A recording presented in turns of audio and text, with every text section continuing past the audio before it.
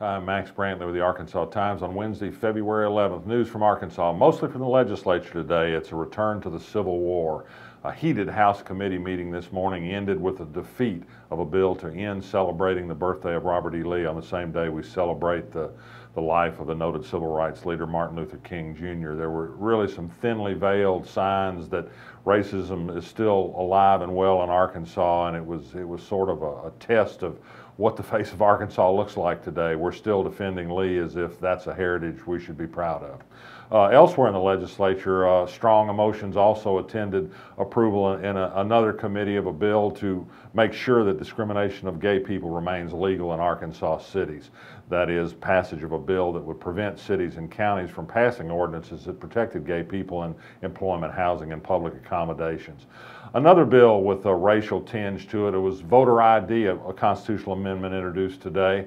Another effort to pass this into the Arkansas Constitution.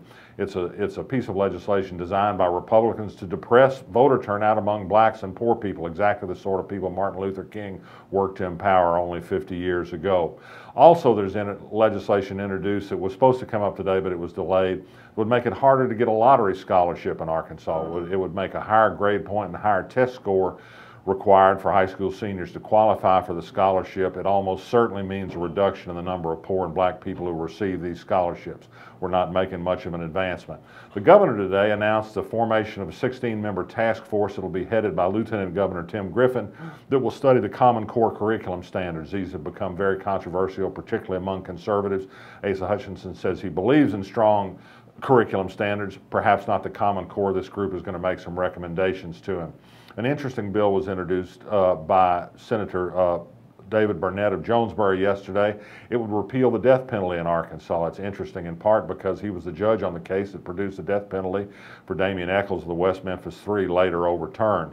I think a lot of people have come to the realization that the death penalty is inefficient, it's expensive, it doesn't work, and it's a nearly unworkable process. I don't think this bill can pass in this legislature, but I hope it brings a discussion that's worth having.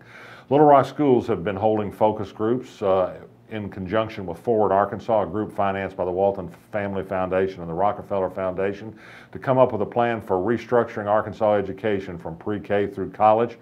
It remains to be seen what this group will recommend. They'll come out with a recommendation by May. Some think that it'll be along the choice model that the Walton Foundation follows. The Rockefeller Foundation, we met with their officials yesterday. They say they're also looking at ways to improve conventional public school districts, not necessarily privatizing in every case. We shall see. More word about the talk of moving the Arkansas Arts Center to North Little Rock. There's a plan afoot developed by private sources that would be helped by North Little Rock in passage of a sales tax to put a $100 million multifaceted arts complex on the Arkansas River in downtown North Little Rock. A lot of ifs attend this, but I've learned the potential for other sources of private money, maybe the Reynolds Foundation, which was funded by the purchase of a media company by the Stevens family, which is also interested in a potential new home for the Arkansas Arts Center. A poll that sampled North Little Rock opinion on this idea was completed recently. The results should be available later this week. I think that will probably reflect that it'll be a somewhat hard sell, like the baseball stadium was a somewhat hard sell, but doable. It'll take a good political leader. Joe Smith, the mayor of North Little Rock, seems excited about it. Little Rock is not happy about losing some arts institutions, but I think a shining light arts institution in the center of town on either side of the river would be good for both places.